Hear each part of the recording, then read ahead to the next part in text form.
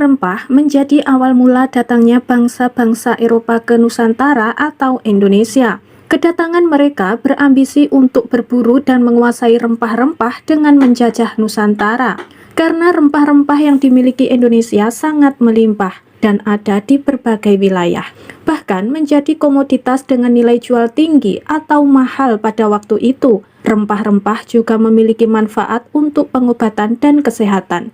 Sekitar tahun 1390, setiap tahunnya, cengkeh yang masuk ke Eropa mencapai sekitar 6 metrik ton dan buah pala sekitar 1,5 metrik ton. Bangsa Eropa yang pertama datang ke Indonesia yakni Portugis, kemudian Spanyol dan Belanda yang datang ke Indonesia sebagai pedagang. Bahkan Belanda kemudian membentuk Verenigd Oost-Indisch Company atau VOC atau Persekutuan Dagang Belanda. Kemudian VOC menguasai Indonesia dalam waktu yang cukup lama.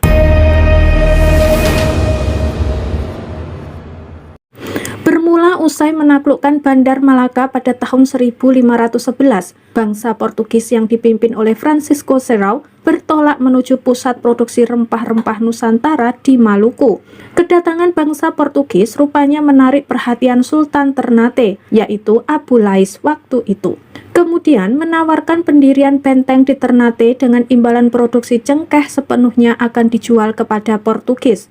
Adanya tawaran tersebut membuat Portugis menyepakati kerjasama. Inilah awal mula periode kolonialisme di Indonesia. Dimulai dari ambisi penguasaan dagang rempah-rempah yang melimpah di Nusantara oleh bangsa-bangsa Eropa. Kerajaan Ternate dan Tidore cepat berkembang berkat hasil rempah-rempah yang dimilikinya, terutama cengkeh. Awalnya, kerajaan Ternate dan Tidore hidup berdampingan secara damai, tapi kedamaian itu tidak berlangsung lama, apalagi setelah datangnya bangsa Portugis dan Spanyol. Mereka datang mengadu domba, akibatnya kedua kerajaan tersebut pecah dan saling bersaing. Portugis datang ke Maluku dengan menjadikan Ternate sebagai sekutunya, sementara Spanyol datang ke Maluku pada tahun 1521 dengan menjadikan Tidore sebagai sekutunya. Kedatangan mereka tidak hanya melakukan monopoli perdagangan, tapi juga ikut campur dalam pemerintahan dalam negeri. Persaingan Portugis dan Spanyol untuk menguasai Maluku akhirnya mendorong kedua bangsa tersebut untuk menyelesaikan konflik. Mereka kemudian mengadakan perjanjian Saragossa pada tahun 1529. Hasil dari perjanjian tersebut, bangsa Spanyol harus meninggalkan Maluku dan akhirnya menguasai Filipina.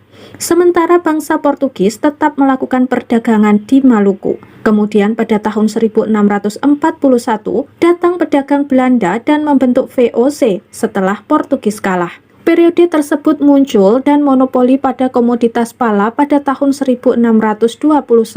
Selanjutnya pada tahun 1650, cengkeh juga dikenakan monopoli. VOC menjadi perusahaan swasta paling kaya di sepanjang zaman dalam menerapkan kebijakan monopoli, bahkan melakukan tanam paksa yang mengubah warna perdagangan dunia.